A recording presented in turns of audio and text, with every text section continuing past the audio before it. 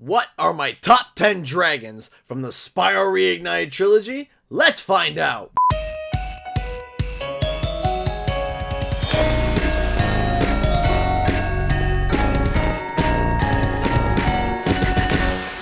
What's up guys, Canadian Guy A here, and now that the Spyro Reignited Trilogy has been out for about a month, I wanted to cover my top 10 dragons. Now, why did it take so long for me to make this video? Well, I actually had played through the entire trilogy about 3 times, and to be honest, I needed that much time for me to be able to collect my thoughts on the dragons' designs that I wanted to put into this list. There were many on my initial list, as there is so many good dragons and so many beautiful designs, it was quite difficult to cut it all down to just 10 dragons. But I finally have my list together with my explanations. Now, of course, this is my opinion, and everyone has their own favorite dragons and opinions. So don't shoot me if your favorite dragon is not on this list. Anyway, let's jump right into the video. Number 10.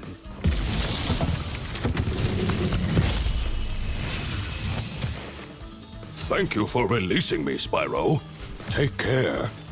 Unica was an unexpected surprise from Jacques. He is a heavier set dragon with an assortment of musical references, including a lyre in hand. But one of the details that really made it for me was the tuning pegs on his tail. This was a really awesome detail, and I think that pushed his design into my top 10 list. I also really like his voice. It's really well done and matching of his character. Number 9.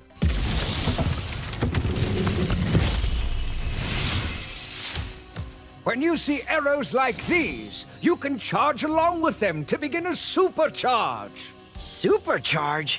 Excellent! Go ahead, try it. Xantor was really an interesting dragon when I first saw him. See, he is a magician that uses magic or telekinesis and cards. This setup reminds me a lot of Gambit from the Marvel comics. The animation of the cards as well are really well done and made him stand out from a lot of dragons. So that's why he made it into this top 10 list, was the card animations that he was using. Number 8.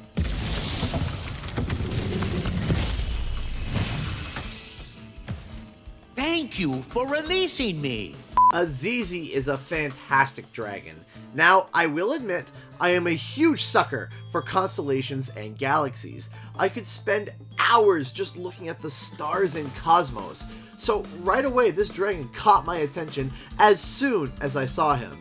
In his wings are these beautiful constellations that complement its shape and size. Now, there was a detail that I had noticed that Josh Nadelberg, the art department on the Reignited project, mentioned to me as he pointed out Aziza. Aziza is blind, and in his glasses you can see more stars and constellations. The idea here that Josh said was that though he is blind, he uses the stars and constellations and even cosmos to guide him to wherever he needs to be, which I thought was a fantastic detail. Number 7.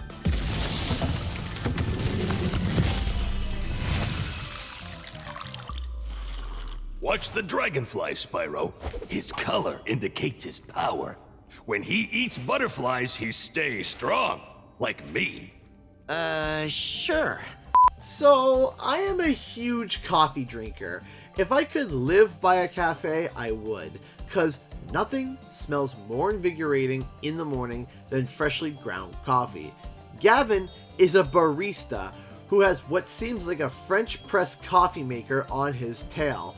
He also looks like a huge hipster that you would see at a Starbucks, which made me laugh quite a bit when I first saw him. You can see the tattoo sleeves on his right arm and in his wings. But also, he actually has gauges in his horns and a nose piercing. But the best part about Gavin is the mustache. Not just because it's a mustache, but his designer, Nicholas Cole, was a huge part of the art team and made quite a few final pieces of concept art for the Reignited Trilogy, including characters like Allura, Hunter, Bianca, and many dragons, including Gavin.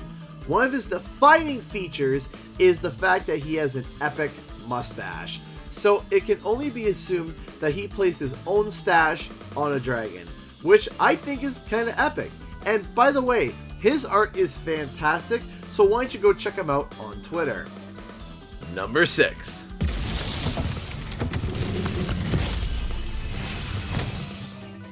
Welcome to the Dreamweavers, young one. While chasing Nasty's minions in this world, you must expect the unexpected and prepare for what is not there. Latif, the leader of the Dreamweavers. Once again, with the stars and constellations that I love. But what I really like about Latif is his meditative state with his angel-like wings. It's a dragon that has many subtle features that actually come together really nicely. And that's how he got onto this list. Number 5.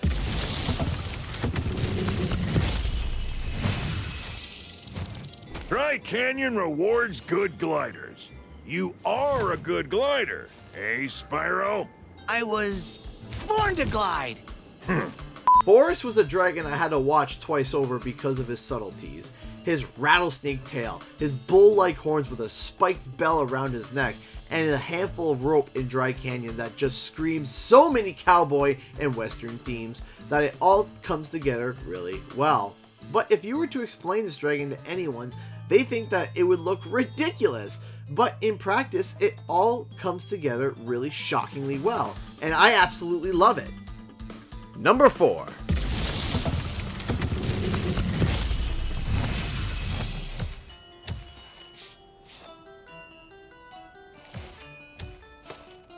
Thank you for releasing me, Spyro.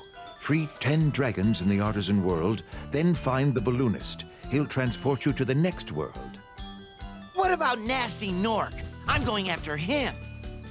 Find dragons first. That's all I can tell you. Okay, Nestor had to make it onto this list. Nestor's design really does make you feel like he's the leader of not just the artisans, but of all the dragons. His massive build really shows a great amount of raw strength with regal features that almost signals royalty. But what makes Nestor for me is his voice. The voice is just so perfect for his character, which is, by the way, voiced by Darren DePaul, who voiced Reinhardt in the Overwatch franchise. Overall, this dragon was just a fantastic design. Number 3.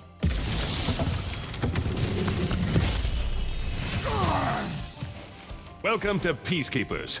Look how our treasure has been stolen and turned against us.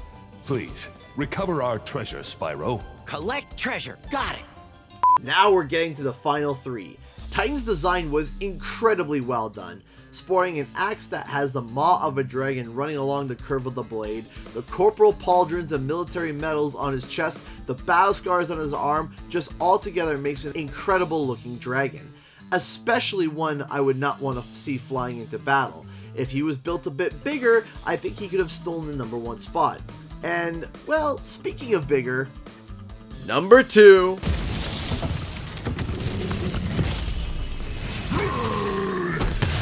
Hey, Spyro.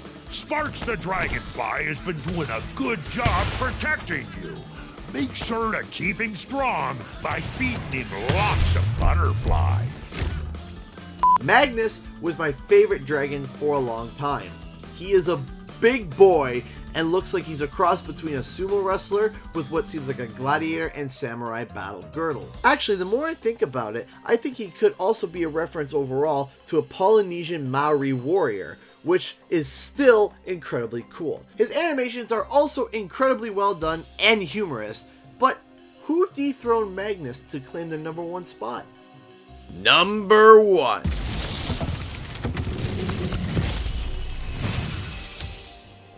Listen carefully, Spyro.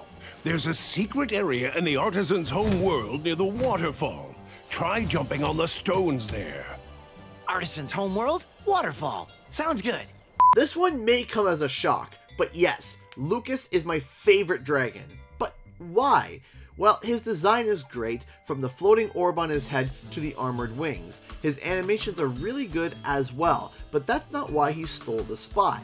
The map on his wings, pointing out sunny flight to Spyro, was such an awe-inspiring idea that I verbally gawked while I was at Toys for Bob as they showed off his concept art, and their thought process behind it was so perfectly well done. And because of that, Lucas takes my #1 spot. But what about you? What dragons won your heart? Comment below and let me know. Anyway guys, thanks so much for watching. Cue the extra.